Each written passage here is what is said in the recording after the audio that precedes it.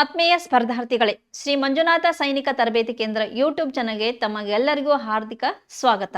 ಇವತ್ತಿನ ದಿನ ನವರಾತ್ರಿಯ ನವದುರ್ಗೆಯರ ಆಶೀರ್ವಾದದೊಂದಿಗೆ ನಾವು ಮತ್ತೆ ಒಂದು ಕ್ಲಾಸಿಗೆ ಬರೋಣ. SSC GD, SSC MTS ಮತ್ತು ಹವಾಲ್ದಾರ್ ಹುದ್ದೆಗಳಿಗೆ ಹಿಂದೆ ನಡೆದಂತಹ ಪರೀಕ್ಷೆಯ ಪ್ರಿವಿಯಸ್ ಇಯರ್ಸ್ ಕ್ವಶನ್ಸ್ ನಾವು ಮ್ಯಾಥ್ಸ್ ಸಾಲ್ವ್ ಮಾಡತ್ತೀವಿ.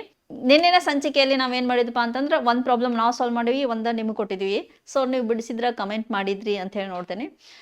ನೆಕ್ಸ್ಟ್ ಇವತ್ತಿನ ದಿನನೂ ಸೇಮ ನಾನೊಂದು ಪ್ರಾಬ್ಲಮ್ ತಿಳಿಸ್ತೇನೆ ರೀ, ಆಮೇಲೆ ನಿಮ್ಗೊಂದು ಕೊಡ್ತೇನೆ. ತಿಳಿದ ನಂತರ ನೀವೇನು ಮಾಡ್ರಪ್ಪ ಅಂದ್ರೆ ಸಾಲ್ವ್ ಮಾಡಿ ಕಮೆಂಟ್ ಮೂಲಕ ತೋರಿಸ್ರಿ. ಇವಾಗ ನೆಕ್ಸ್ಟ್ ಕ್ವಶನ್ಗೆ ಹೋಗೋಣ್ರಿ. First question. The average score of 7 players was initially recorded as 55. However, it was later discovered that a score of 35 had been mistakenly read as a 53. Determine the correct average score rounded up to 2 decimal places. ಆರಂಭದಲ್ಲಿ 7 ಆಟಗಾರರ ಸರಾಸರಿ score 55 ಎಂದು ದಾಖಲಾಗಿತ್ತು. ಆದಾಗ್ಯೂ ನಂತರ 35ರ ಸ್ಕೋರನ್ನು ತಪ್ಪಾಗಿ 53 ಎಂದು ಓದಲಾಗಿದೆ ಎಂದು ಕಂಡುಹಿಡಿಯಲಾಯಿತು. ಸರಿಯಾದ ಸರಾಸರಿ ಸ್ಕೋರನ್ನು ನಿರ್ಧರಿಸಿ. 2 ದಶಮಾಂಶ ಸ್ಥಾನಗಳಿಗೆ ಗುರುತಿಸಿ. Option A 54.31, B 32.43, C 52.43, D 42.08. ಈ ಪ್ರಾಬ್ಲಮ್ ಏನೈತಪ್ಪ ಅಂತಂದ್ರೆ 7 ಆಟಗಾರರ ಸರಾಸರಿ ಕೊಟ್ಟಿದ್ದಾರೆ. 7 ಆಟಗಾರರ ಸರಾಸರಿ ಏನು ಕೊಟ್ಟಾರಪ್ಪ ಅಂದ್ರೆ 55 ಅಂತ ಹೇಳಿ ತೆಗೆದುಬಿಟ್ಟಿದ್ದಾರೆ. ಆಮೇಲೆ ಮತ್ತೊಮ್ಮೆ ಏನು ಮಾಡ್ತಾರೆ ಅಂದ್ರೆ ವೀಕ್ಷಣೆ ಮಾಡ್ತಾರೆ. ವೀಕ್ಷಣೆ ಮಾಡೋ ಮುಂದೆ ಅವರು ತಪ್ಪಾಗಿ ಏನು ಮಾಡಿದಾರಪ್ಪ ಅಂದ್ರೆ ಕೌಂಟ್ ಮಾಡಿದ್ದಾರೆ. ಏನು ತಪ್ಪಾಗಿ ಕೌಂಟ್ ಮಾಡಿದಾರಪ್ಪ ಅಂತಂದ್ರೆ 35ರ ತಪ್ಪಾಗಿ 53 ಎಂದು, ಹಂಗಂತಂದ್ರೆ 53ನ್ನ ತಪ್ಪಾಗಿ 35ರ ಬದಲಾಗಿ 53 ಎಂದು ತಪ್ಪಾಗಿ ಹೇಳಿದ್ದಾರೆ. ಹಂಗಂದ್ರೆ ಎಷ್ಟು ಡಿಫ್ರೆನ್ಸ್ ಅನ್ನ ಹೆಚ್ಚಾಗಿ ಕೂಡಿಸಿದಾರ ಅಂತ ಹೇಳಿ ನಾವು ನೋಡೋಣ್ರಿ. ಇವಾಗ ನೋಡ್ರಿ, ಅವರ 35 ಅಂತೆ ತಗೋಬೇಕಾಗಿತ್ತು, ಏನಂತ ತಗೊಂಡಾರಪ್ಪ ಅಂದ್ರೆ 53 ರೀ. ಓದು ಮುಂದೆ ತಪ್ಪು ಓದಿದಾರ. ಓದ ನಂತರ ಸ್ಕೋರ್ ಏನಾಗೈತಿ, ಅವರೇಜ 55 ಅವರೇಜ್ ಆಗೈತ್ರಿ. ಹಾಗಾದ್ರೆ ಸರಿಯಾಗಿ ಕೌಂಟ್ ಮಾಡಿದ್ರೆ ಅವ್ರು 7 ಜನರ ಆಟಗಾರರ ಸರಾಸರಿ ಎಷ್ಟು ಆಗ್ತದ ಅಂತ ಹೇಳಿ ಡೆಸಿಮಲ್ 2 ಪಾಯಿಂಟ್ ಡೆಸಿಮಲ್ ಒಳಗೆ ಹೇಳಂದಾರೆ. ಫಸ್ಟ್ ಏನು ಮಾಡ್ಬೇಕಪ್ಪ ಅಂದ್ರೆ ಅವರೇಜ್ ಕೊಟ್ಟಾರಂದ್ರೆ ಟೋಟಲ್ ಕಂಡಿಡ್ಬೇಕು. ಟೋಟಲ್ ಕಂಡಿಡ್ಬೇಕಾದ್ರೆ ಏನು ಮಾಡ್ಬೇಕಪ್ಪ ಅಂದ್ರೆ 7 ಆಟಗಾರರ ಸಮ್ರಿ ಮೊತ್ತ ಕಂಡಿಡ್ಬೇಕಾದ್ರೆ ಸಂಖ್ಯೆ ಜೊತೆ ಸರಾಸರಿಯನ್ನ ಗುಣಿಸ್ಬೇಕ್ರಿ. ಸಂಖ್ಯೆ ಜೊತೆ ಸರಾಸರಿ ಗುಣಿಸಿದಾಗ ನಮ್ಗೆ ಏನು ಸಿಗ್ತೈತೆ ಮಾತ್ರ 7 ಆಟಗಾರರ ಒಟ್ಟು ಅಂಕಗಳು ಸಿಗ್ತಾವ. ಹಾಗಾದ್ರೆ 55ಕ್ಕೆ 7ಕ್ಕೆ ಗುಣಿಸನ್ರಿ. 7 ಐದ್ಲೆ 35 ರೀ. 7 ಐದ್ಲೆ 35 ರೀ. 35ಕ್ಕೆ 3 ಸೇರಿಸಿದ್ರೆ ಏನಾಯ್ತು, 385 ರೀ. ಇದು ಯಾವಾಗ 385 ಆಗೈತಪ್ಪ ಅಂತಂದ್ರೆ 35 ಓದು ಬದಲಾಗಿ 53 ಓದಿದಾಗ 385 ಆಗೈತ್ರಿ. ಹಾಗಾದ್ರೆ ನಾವು ಏನು ಮಾಡ್ಬೇಕಪ್ಪ ಅಂತಂದ್ರೆ 53ಕ್ಕೆ ಮತ್ತು 35ಕ್ಕೆ ಎಷ್ಟು ಡಿಫ್ರೆನ್ಸ್ ಹೆಚ್ಚಾಗಿ ತೊಗೊಂಡಾರಪ್ಪ ಅಂದ್ರೆ ಎಷ್ಟು ಹೆಚ್ಚು ಕೂಡ್ಸ್ಯಾರ ನೋಡೋದ್ರಿ. ಹಾಗಾದ್ರೆ ಎಷ್ಟು ಹೆಚ್ಚು ಕೂಡ್ಸ್ಯಾರ ನೋಡ್ರಿ. ಫಸ್ಟ್ 13ರಾಗ 5 ತೆಗಿರಿ. 13ರಾಗ 5 ತೆಗೆದ್ರೆ ಎಷ್ಟು ಉಳಿತಪ್ಪ ಅಂದ್ರೆ 8 ಉಳಿತ್ರಿ. ಆಮೇಲೆ 5ರಾಗ 4 ತೆಗೆದ್ರೆ ಎಷ್ಟು ಉಳಿತು, 18. 18 ಏನು ಮಾಡಿದಾರಪ್ಪ ಅಂದ್ರೆ ಹೆಚ್ಚಾಗಿ ಅಡಿಷನ್ ಮಾಡಿರಿ. 18 ಹೆಚ್ಚಾಗಿ ಅಡಿಷನ್ ಮಾಡಿದಾಗ ಟೋಟಲ್ 385 ಆಗೈತೆ. ಹಾಗಾದ್ರೆ ಸರಿಯಾಗಿ ಅಡಿಷನ್ ಮಾಡ್ಬೇಕಾದ್ರೆ ಆ ಡಿಫ್ರೆನ್ಸ್ ಅನ್ನ ಏನು ಮಾಡ್ಬೇಕಂದ್ರೆ ಮೈನಸ್ ಮಾಡ್ಬೇಕ್ರಿ. ಹಾಗಾದ್ರೆ ಸರಿಯಾದ ಮೊತ್ತ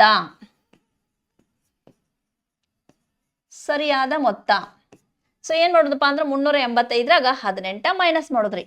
385 ಮೈನಸ್ 18. 385ರಾಗ 18 ಏನ್ ಮಾಡತ್ತೀವಿ ಅಂದ್ರೆ ಮೈನಸ್ ಮಾಡತ್ತೀವಿ. 18 ಮೈನಸ್ ಮಾಡತ್ತೀವಪ್ಪ ಅಂತಂದ್ರೆ 385 ಮೈನಸ್ ಆಫ್ 18. 15ರಾಗ 8 ತೆಗೆದ್ರೆ 7 ಐತ್ರಿ. 8ರಾಗ 2 ತೆಗೆದ್ರೆ 6 ಉಳಿತ್ರಿ. 3 ತೆಗಕ್ಕೇನಿಲ್ಲ, 367. ಹಾಗಾದ್ರೆ ಸರಿಯಾಗಿ ಕೌಂಟ್ ಮಾಡಿರೋದು ಎಷ್ಟು ಆಕಿತ್ತು ಅಂದ್ರೆ 367 ಆಕಿತ್ರಿ. ತಪ್ಪಾಗಿ ಕೌಂಟ್ ಮಾಡಿ ಏನು ಮಾಡ್ರ 385. ಹಾಗಾದ್ರೆ 367ದ ಸರಾಸರಿ ಎಷ್ಟಾಗ್ತದ? ಹಾಗಾದ್ರೆ ನಿಮ್ಗೆ ಗೊತ್ತಿರಬೇಕು, ಸರಾಸರಿ ಈಕ್ವಲ್ ಟು ಒಟ್ಟು ಮೊತ್ತ ಡಿವೈಡೆಡ್ ಬೈ ಎಷ್ಟು ಜನ ಅದಾರ್ರಿ? ಅವರ 7 ಜನ ಅದಾರ. ಹಾಗಾದ್ರೆ 7ರಲ್ಲೇ ಭಾಗಿಸೋದ್ರಿ. 367ಕ್ಕೆ ಏಳರಲ್ಲೇ ಭಾಗಿಸೋದು. ಸೊ 367 ಏಳರಲ್ಲೇ ಸಂಪೂರ್ಣವಾಗಿ ಭಾಗ ಹೋಗಂಗಿಲ್ಲ ಅಂತ ಹೇಳಿ ಅವ್ರು ಏನು ಮಾಡಿದಾರಪ್ಪ ಅಂದ್ರೆ ನಮ್ಗೆ ದುಂಡಾದ ಅಂತಂದ್ರೆ ಪೂರ್ಣಾಂಕದಾಗ ಬರೀರಿ ಅಂತಂದ್ರೆ ಡೆಸಿಮಲ್ ಒಳಗೆ ಬರೀರಿ ಅಂದಾರ್ರಿ. ಸೊ ಇವಾಗ 367ಕ್ಕೆ ಎಷ್ಟಲೇ ಭಾಗಿಸೋಣಪ್ಪ ಅಂದ್ರೆ 7ರಲ್ಲೇ. 7 5ಲೇ 35 ರೀ. 36 35 ತೆಗೆದ್ರೆ ಎಷ್ಟು ಉಳಿತ್ರಿ? 1 ಉಳಿತ್ರಿ. ಸೊ 7 ಜಗ್ತೀವ್ರಿ. 7 2ಲೇ 14 ರೀ. ಸೊ ಎಷ್ಟು ಉಳಿತಪ್ಪ ಅಂತಂದ್ರೆ 17 14 ತೆಗೆದ್ರೆ 3 ಉಳಿತ್ರಿ. ಪಾಯಿಂಟ್ ಕೊಟ್ಟ 0 ತಗೊಂಡ್ರಿ. 7 4ಲೇ 28 ರೀ. ಸೊ 2 ಉಳಿತ್ರಿ. ಆಗ ಮುಂದೆ ಕಂಟಿನ್ಯೂ ಆಗತ್ತೆ ರೀ. ಸೊ ಈಗ 7 2ಲೇ 14 ರೀ. ನೆಕ್ಸ್ಟ್ 6 ಉಳಿತ್ರಿ. ನೆಕ್ಸ್ಟ್ ಏನು ಮಾಡ್ತೀವಪ್ಪ ಅಂದ್ರೆ 0 ಜಗ್ತೀವ್ರಿ. 7 8ಲೇ 56 ರೀ. ಹಾಗಾದ್ರೆ ನಮ್ಮ ಆವ್ರೇಜ್ ಏನಾಯ್ತಪ್ಪ ಅಂದ್ರೆ 52.428 ಅಂತ ಹೇಳಿ ಬಂದದ. ಸೊ ಈಗ ಅವ್ರು ಏನಿದಾರೆ 2 ಡೆಸಿಮಲ್ ಒಳಗೆ ಬರೀರಿ ಅಂತ ಅದ. ಹಾಗಾದ್ರೆ 2 ದಶಮಾಂಶ ಸ್ಥಾನಗಳಿಗೆ ಬರಿ ಅಂದಾಗ ಸೊ ನಿಮ್ಗೆ 52 ಎಲ್ಲಿ ಕಾಣಿಸತ್ತದ ನೋಡ್ರಿ, ಯಾವ ಆಪ್ಷನ್ದಾಗ ಕಾಣಿಸತ್ತದ? So option ಸಿದಾಗ ಕಾಣಿಸ. ಹಾಗಾದ್ರೆ 43 ಹೆಂಗೆ ಬರೀತಾರ? 43 ಹೆಂಗೆ ಬರೀತಾರಪ್ಪ ಅಂತಂದ್ರೆ ಇಲ್ಲೇ 2ರ ಮುಂದೆ 5ಗಿಂತ ಜಾಸ್ತಿ ಆದರೆ ಈ 2ನ್ನ ಏನು ಮಾಡೋದು ಅಂದ್ರೆ 1 ಜಾಸ್ತಿ ಮಾಡ್ಕೋದ್ರೆ. ಹಾಗಾದ್ರೆ ಅವರು ಕೊಟ್ಟಂಗೆ ಅವರೇಜ್ ಏನಾಗತ್ತಪ್ಪ ಅಂದ್ರೆ 52.43 ಈಸ್ ಅ ರೈಟ್ ಆನ್ಸರ್. ಹಾಗಾದ್ರೆ ನಮ್ಮ ಆಪ್ಷನ್ ಯಾವುದಪ್ಪ ಅಂತಂದ್ರೆ ಸಿ ಐತ್ರಿ. ಸೊ ಇದು ಪ್ರಾಬ್ಲಮ್ ನಿಮ್ಗೆ ಅರ್ಥ ಆಗಿದ್ರೆ ರೀ, ನೆಕ್ಸ್ಟ್ ಒಂದು HW ಕೊಡ್ತೀವಿ ರೀ, ಅದನ್ನ ನೀವೇನು ಮಾಡ್ರಪ್ಪ ಅಂದ್ರೆ ಸಾಲ್ವ್ ಮಾಡಿ ಹೇಳ್ರಿ. Take your homework. So the average score of 7 players was initially recorded as 52. However, it was later discovered that a score of 23 had been mistakenly read as 32. Determine the correct average score rounded up to 2 decimal places. ಆರಂಭದಲ್ಲಿ 7 ಆಟಗಾರರ ಸರಾಸರಿ score 52 ಎಂದು ದಾಖಲಾಗಿತ್ತು. ಆದಾಗ್ಯೂ ನಂತರ 23ರ ಸ್ಕೋರನ್ನು ತಪ್ಪಾಗಿ 32 ಎಂದು ಓದಲಾಗಿದೆ ಎಂದು ಕಂಡುಹಿಡಿಯಲಾಯಿತು. ಸರಿಯಾದ ಸರಾಸರಿ ಸ್ಕೋರನ್ನು ನಿರ್ಧರಿಸಿ 2 ದಶಮಾಂಶ ಸ್ಥಾನಗಳಿಗೆ ಅಂತ ಕೇಳಿದಾರೆ. ಸೇಮ್ ಪ್ರಾಬ್ಲಮ್ ಅದ ರೀ. ಸೊ 7 ಜನ ಅದಾರ್ರಿ, ಆವ್ರೇಜ್ ಏನು ಕೊಟ್ಟಾರ 52 ರೀ. ಸೊ 23 ಬದಲಾಗಿ ಏನು ತೊಗೊಂಡಾರ್ರಿ 32 ತೊಗೊಂಡಾರ್ರಿ. 32 ತಗೊಂಡಾಗ ಅಂತಂದ್ರೆ ಸೊ ಅವರ 7 ಜನರ ಒಟ್ಟು ಸರಾಸರಿ ಸರಿಯಾದ ಸರಾಸರಿ ಎಷ್ಟಾಗೈತೆ ಅಂತ ಹೇಳಿ. So option A 50.71, B 50, C 49.71, D 49. So ಈ ಪ್ರಶ್ನೆಗೆ ನೀವು ಸರಿಯಾಗಿ ಕಮೆಂಟ್ ಮಾಡಿರಿ. ಸೊ ನಿಮ್ಗೆ ಆನ್ಸರನ್ನು ಇಲ್ಲೇ ಕ್ಲಾಸ್ನಾಗ ಹೇಳಬೇಕು ಅಂತಂದ್ರೆ ಕಮೆಂಟ್ ಮಾಡಿರಿ, ಇಲ್ಲ ನೆಕ್ಸ್ಟ್ ಕ್ಲಾಸ್ನಾಗ ಹೇಳ್ರಿ ಅನ್ನೋದನ್ನು ಕಮೆಂಟ್ ಮೂಲಕ ತಿಳಿಸ್ರಿ, ನಾವು ಹಾಗೆ ಮಾಡ್ತೀವಿ. Next question, second one. The average age of 54 students of a class is 37 years. If the age of the teacher is also included, the average age of the whole group becomes 38 years. The age in years of the teacher is. So ಒಂದು ತರಗತಿಯ 54 ವಿದ್ಯಾರ್ಥಿಗಳ ಸರಾಸರಿ ವಯಸ್ಸು 37 ವರ್ಷಗಳು. ಶಿಕ್ಷಕರ ವಯಸ್ಸನ್ನು ಸಹ ಸೇರಿಸಿದರೆ ಇಡೀ ಗುಂಪಿನ ಸರಾಸರಿ ವಯಸ್ಸು 38 ವರ್ಷಗಳಾಗುವುದು. ಶಿಕ್ಷಕರ ವಯಸ್ಸು ವರ್ಷಗಳಲ್ಲಿ ತಿಳಿಸಿ. Option A 92, B 95, C 97, D 90. So ಎಲ್ಲಿ ಕೊಡಿದಾರಪ್ಪ ಅಂದ್ರೆ ಅಗಳೇನು ಆವರೇಜ್ ಇತ್ತು. So this is also average. 54 ಜನರ ವಿದ್ಯಾರ್ಥಿಗಳ ಸರಾಸರಿ ವಯಸ್ಸು 37 ವರ್ಷ. ಆ 54 ಜನ ಜೊತೆ ಟೀಚರ್ನ ಸೇರಿಸ್ಕೊರಂತಾರೆ. ಟೀಚರ್ನ ಸೇರಿಸಿದಾಗ ಸರಾಸರಿ ಏನಾಗ್ತೈತಪ್ಪ ಅಂತಂದ್ರೆ ಇಡೀ ಗುಂಪಿನ ಸರಾಸರಿ ಟೀಚರ್ನ ಸೇರಿಸ್ಕೊಂಡ ಎಷ್ಟು ಆಕೈತ್ರಿ 38. ಮೊದಲಿಗೆ ಎಷ್ಟು ಜನ ಇದ್ರು 54. ಟೀಚರ್ನ ಸೇರಿಸಿ ಎಷ್ಟು ಜನ ಹಾಕರಿ 55. 55ದಾಗ ಸರಾಸರಿ ಏನಾಗ್ತದ 38. ಹಾಗಾದ್ರೆ ಟೀಚರ್ ವಯಸ್ಸು ಎಷ್ಟ ಅಂತ ಕೇಳ್ತಾರೆ. ಅವಾಗೂ ಏನು ಮಾಡ್ಬೇಕಪ್ಪ ಅಂದ್ರೆ ಫಸ್ಟ್ ಸಮ್ ಕಂಡಿಡ್ಬೇಕು. ಸಮ್ ಕಂಡಿಡ್ಬೇಕಾದ್ರೆ ನಿಮ್ಗೆ ಗೊತ್ತೈತ್ರಿ, ಮೊತ್ತ ಕಂಡಿಡ್ಬೇಕಾದ್ರೆ ಗೊತ್ತೈತ್ರಿ. ಸೊ 8 ಜನ ಅದಾರ್ರಿ, 54 ಮಂದಿ ಅದಾರ್ರಿ, ಅವರ ಸರಾಸರಿ ಏನೈತ್ರಿ 37 ಐತ್ರಿ. ಸೊ 54 ಜನರ ಒಟ್ಟು ಮೊತ್ತ ಕಂಡುಹಿಡಿತೀವಿ ರೀ. ಸೊ 54ಕ್ಕೆ ಮತ್ತು 37ಕ್ಕೆ ಮಲ್ಟಿಪ್ಲೈ ಮಾಡ್ಕೋಬೇಕ್ರಿ. ಸೊ 54 × 37. 7 4 28 ರೀ. 7 5 35, 2 ಸೇರಿಸ್ರೆ 30. 3 4 12 ರೀ. ಸೊ 3 5 15, 1 16. ಸೊ ಒಟ್ಟು ವಿದ್ಯಾರ್ಥಿಗಳ ವಯಸ್ಸು 1998. ಇದು ಎಷ್ಟು ಜನದ ಒಟ್ಟು ವಯಸ್ಸು ಅಂತಂದ್ರೆ 54 ಜನರ ಒಟ್ಟು ವಯಸ್ಸು ರೀ 1998 ರೀ. ಹಾಗಾದ್ರೆ 54 ಮಂದಿ ಇದ್ದಾಗ 1998 ಆಗಿದೆ. ಟೀಚರ್ನ ಸೇರಿಸ್ತೇವೆ, 8 ಮಂದಿ ಆದ್ರಿ ಅವಾಗ 55 ಆದ್ರಿ. 54ಕ್ಕೆ ಒಬ್ಬರನ್ನ ಸೇರಿಸಿದಾಗ 55 ಐತಿ. 55 ಜನ ಆದಾಗ ಸರಾಸರಿನೂ ಏನಾಗೈತಿ ಒಂದು ಹೆಚ್ಚಾಗೈತಿ. ಹಾಗಾದ್ರೆ 38 ಐತ್ರಿ ಸರಾಸರಿ. ಇವಾಗ 55ಕ್ಕೆ ಮತ್ತು 38ಕ್ಕೆ ಮಲ್ಟಿಪ್ಲೈ ಮಾಡುದ್ರಿ. ಸೊ 55ಕ್ಕೆ ಮತ್ತು 38ಕ್ಕೆ ಮಲ್ಟಿಪ್ಲೈ ಮಾಡುದ್ರಿ. ಸೊ 8 5 40, 8 5 40, 3 5 15 ರೀ, 3 5 15 ರೀ.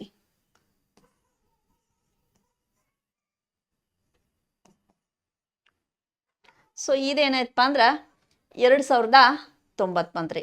ಸೊ 2090 ಯಾವಾಗಪ್ಪ ಅಂತಂದ್ರೆ 55 ಜನ ಆದಾಗ್ರಿ. ಸೊ 54 ಮಂದಿ ಇದ್ದಾಗ ಏನಾಯ್ತಪ್ಪ ಅಂದ್ರೆ 1998 ರೀ. ಹಾಗಾದ್ರೆ 55 ಜನರ ಒಟ್ಟು ಮೊತ್ತದಲ್ಲಿ 54 ಜನರ ಒಟ್ಟು ಮೊತ್ತವನ್ನ ಮೈನಸ್ ಮಾಡಿದಾಗ ಇವಾಗ ಏನಾಗ್ತಪ್ಪ ಅಂದ್ರೆ ಟೀಚರ್ ವಯಸ್ಸು ಸಿಗ್ತದ ರೀ. ನೋಡ್ರಿ, ಸೊ 10ರಾಗ 8 ತೆಗಿರಿ, 2 ಉಳಿತೈತಿ. 19ರಾಗ 10 ತೆಗಿರಿ, 9 ಉಳಿತೈತ್ರಿ. 10ರಾಗ 10 ತೆಗಿರಿ, 0 ರೀ, 0 ರೀ. ಹಾಗಾರ ಟೀಚರ್ ವಯಸ್ಸು ಎಷ್ಟು ಬಂತು ನೋಡ್ರಿ. ಟೀಚರ್ಗೆ ವಯಸ್ಸು ಎಷ್ಟಪ್ಪ ಅಂತಂದ್ರೆ 92 ವರ್ಷಗಳು. ಸರಿ, ನೆಕ್ಸ್ಟ್ ಇದೇ ರೀತಿನ ಸೇಮ್ ಪ್ರಾಬ್ಲಮ್ ರೀ, ನಂಬರ್ ಮಾತ್ರ ಚೇಂಜ್ ಇರುತ್ತಾ. ಸೊ ನೀವು ಬಿಡಿಸ್ರಿ, ಕಮೆಂಟ್ ಮಾಡ್ರಿ.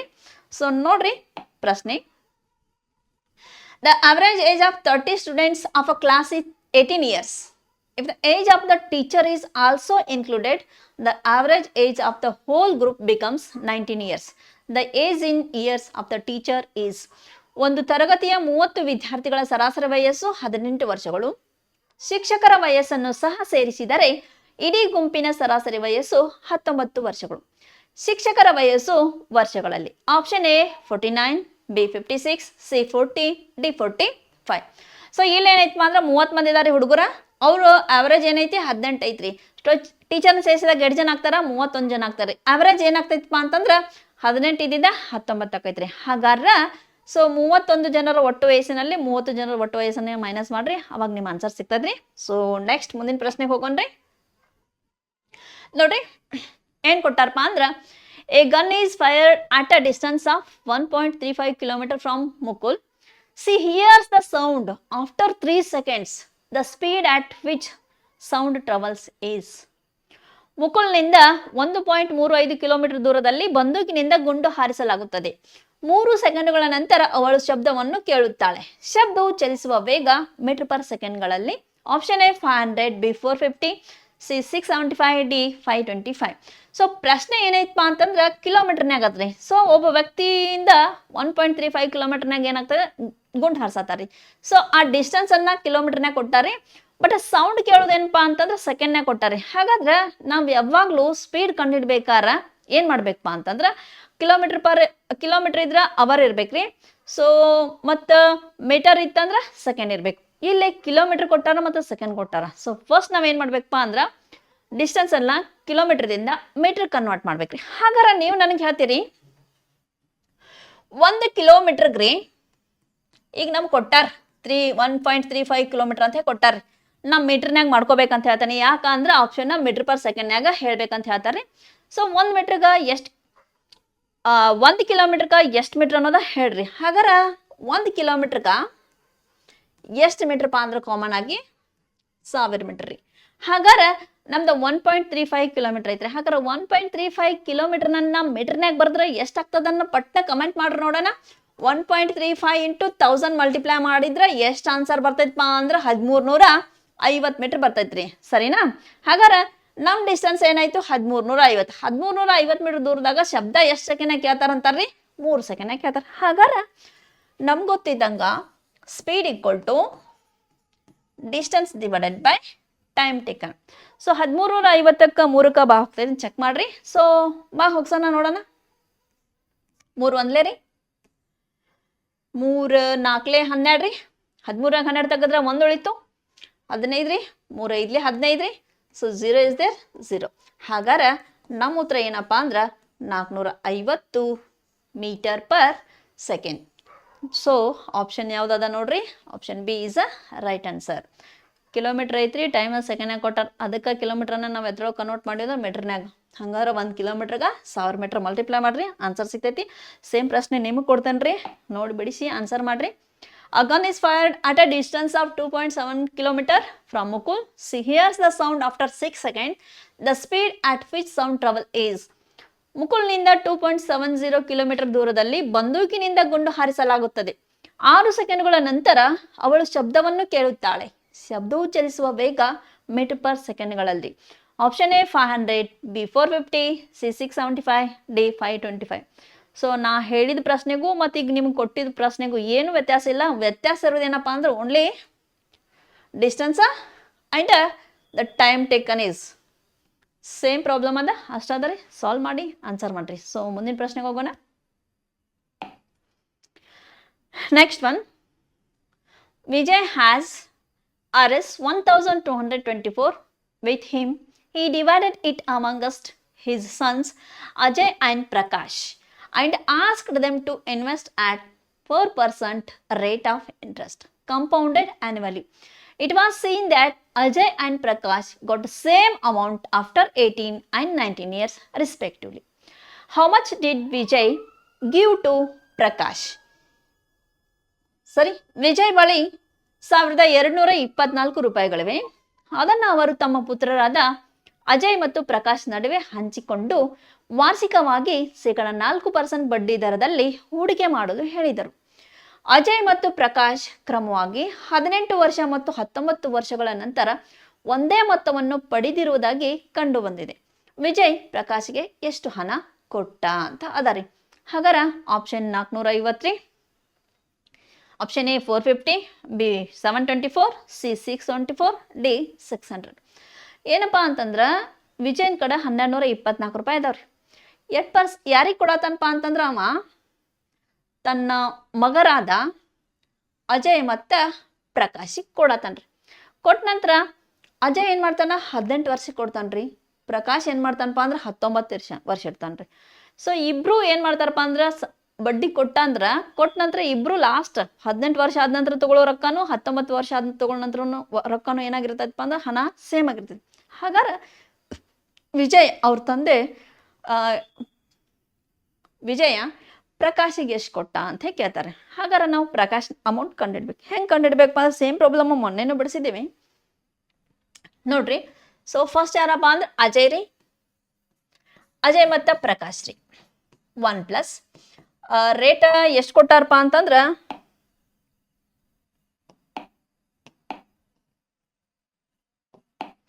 ರೇಟ್ ಎಷ್ಟು ಕೊಟ್ಟಾರಂದ್ರ 4% divided by 100.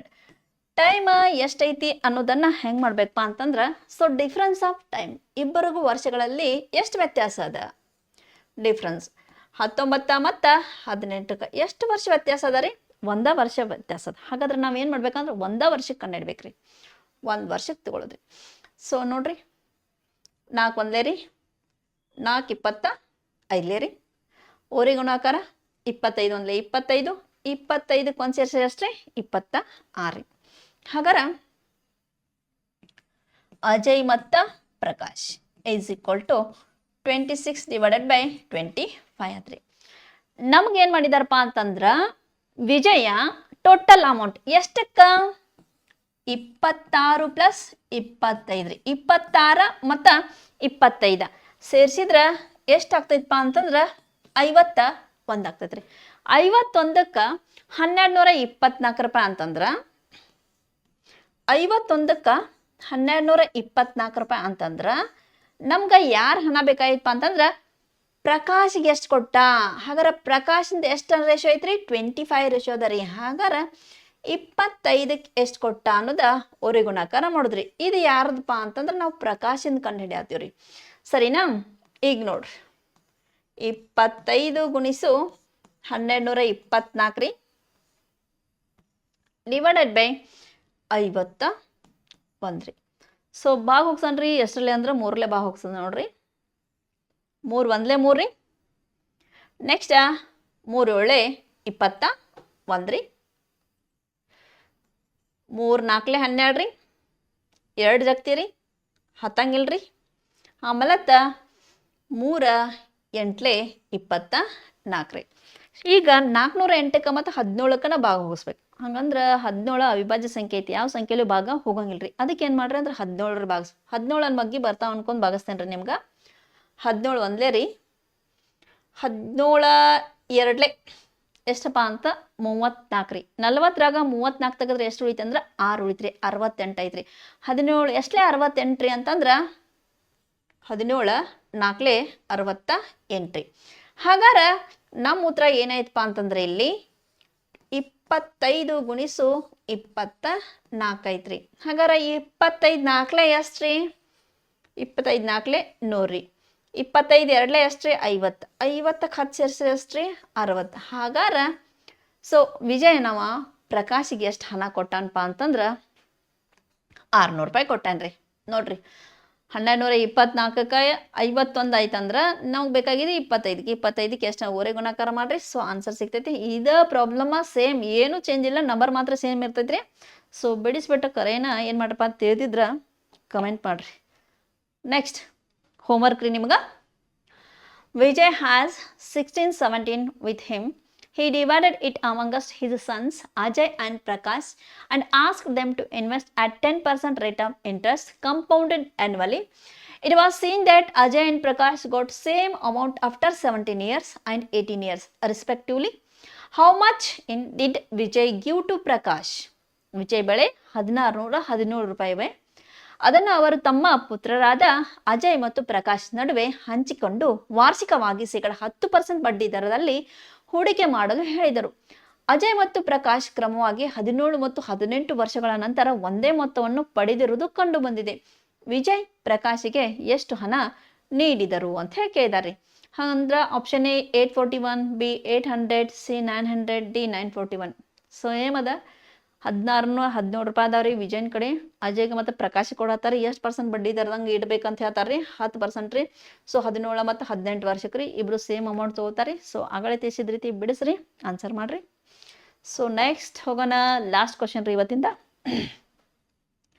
The simple interest on a principal amount in rupees is Rs 318 for a period of 2 years at the rate of 6% per annum. The principal amount is in rupees.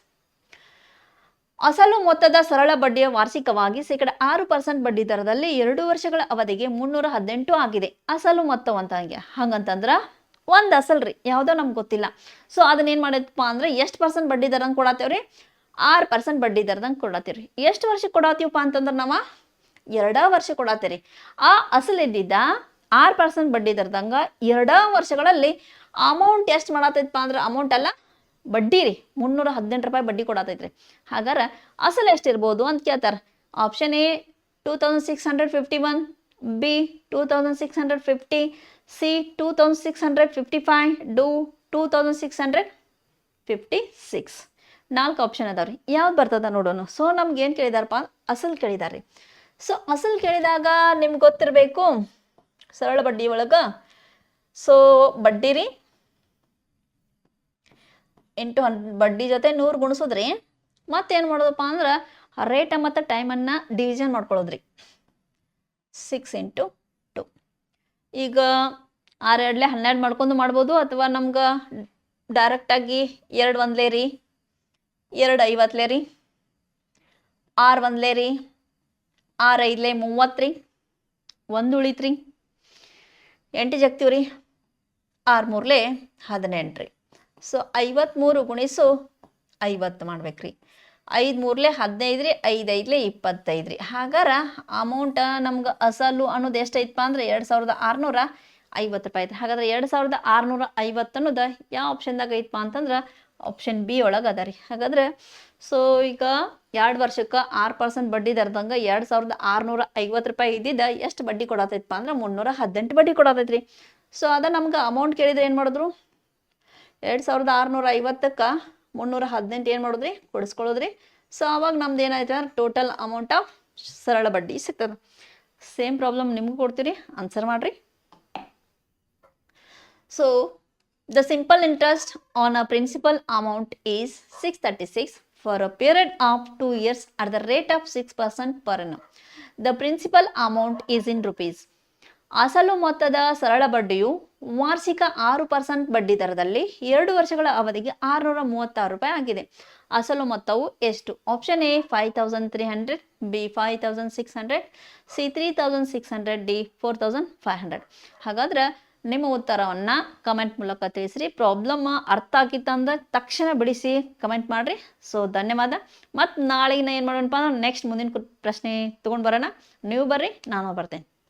ನಮ್ಮ ಸಂಸ್ಥೆಯಲ್ಲಿ SSC GD, SSC MTS ಮತ್ತು ಹವಾಲ್ದಾರ್ ಹುದ್ದೆಗಳಿಗೆ ಪೂರ್ವಭಾವಿಯಾಗಿ ದೈಹಿಕ ಮತ್ತು ಲಿಖಿತ ಪರೀಕ್ಷೆಯ ತರಬೇತಿ ಕೊಡಲಾಗುವುದು. ಪ್ರವೇಶಗಳು ಪ್ರಾರಂಭವಾಗಿವೆ. ಕರ್ನಾಟಕ ಪೊಲೀಸ್ ಕಾನ್ಸ್ಟೇಬಲ್ ಹುದ್ದೆಗಳ ತರಬೇತಿಗೆ ಪ್ರವೇಶ ಪ್ರಾರಂಭವಾಗಿವೆ. ಸಂಪರ್ಕಿಸಿ. ಪಾಲಕರ ಆಶೀರ್ವಾದ, ಯುವಕರ ಪ್ರೋತ್ಸಾಹದಿಂದ ಸರ್ಕಾರದಿಂದ ಮಾನ್ಯತೆ ಪಡೆದು ಕರ್ನಾಟಕದಲ್ಲಿ ಯಶಸ್ವಿಯಾಗಿ 21ನೇ ವರ್ಷದಲ್ಲಿ ಮುನ್ನಡೆಯುತ್ತಿರುವ ಸಂಸ್ಥೆಯಿಂದ ಇಂಡಿಯನ್ ಆರ್ಮಿಯಲ್ಲಿ Agniveer, general duty, tradesman, army assistant officer, store keeper ಮತ್ತು ಟೆಕ್ನಿಕಲ್ ಹುದ್ದೆಗಳಿಗೆ ಅಗ್ನಿವೀರ ಇಂಡಿಯನ್ ಆರ್ಮಿಯನ್ನ ಸೇರಬಯಸುವ ಅಭ್ಯರ್ಥಿಗಳಿಗೆ ಪೂರ್ವಭಾವಿಯಾಗಿ ಕಂಪ್ಯೂಟರ್ ಬೇಸ್ಡ್ ಎಕ್ಸಾಮ್ ಹಾಗೂ ದೈಹಿಕ ಪರೀಕ್ಷೆಗಳಿಗೆ ತರಬೇತಿ ನೀಡಲಾಗುವುದು. ವುಮೆನ್ ಮಿಲಿಟರಿ, ಪೊಲೀಸ್, ಸ್ಟೇಟ್ ಹಾಗೂ ಸೆಂಟ್ರಲ್ ಪೊಲೀಸ್ ಕಾನ್ಸ್ಟೇಬಲ್ ಹಾಗೂ SSC GD, BSF, CRPF, Assam rifles, ITBP, CISF, SSB ಹಾಗೂ ಮುಂದೆ ನಡೆಯುವ ಅಗ್ನಿವೀರ ಆರ್ಮಿ ರ್ಯಾಲಿಗೆ ಪುರುಷ ಹಾಗೂ ಮಹಿಳಾ ಅಭ್ಯರ್ಥಿಗಳಿಗೆ ತರಬೇತಿ ಕೊಡಲಾಗುವುದು. ಹಾಸ್ಟೆಲ್ ಸೌಲಭ್ಯ ಕೂಡ ಇರುತ್ತೆ. ಸಂಪರ್ಕಿಸಿ ಶ್ರೀ ಮಂಜುನಾಥ ಸೈನಿಕ ತರಬೇತಿ ಕೇಂದ್ರ, ಮೂಡಲ್ಗಿ, ತಾಲೂಕು ಮೂಡಲ್ಗಿ, ಜಿಲ್ಲೆ ಬೆಳಗಾವಿ, ರಾಜ್ಯ ಕರ್ನಾಟಕ. ಪ್ರವೇಶ ಪ್ರಾರಂಭವಾಗಿದೆ.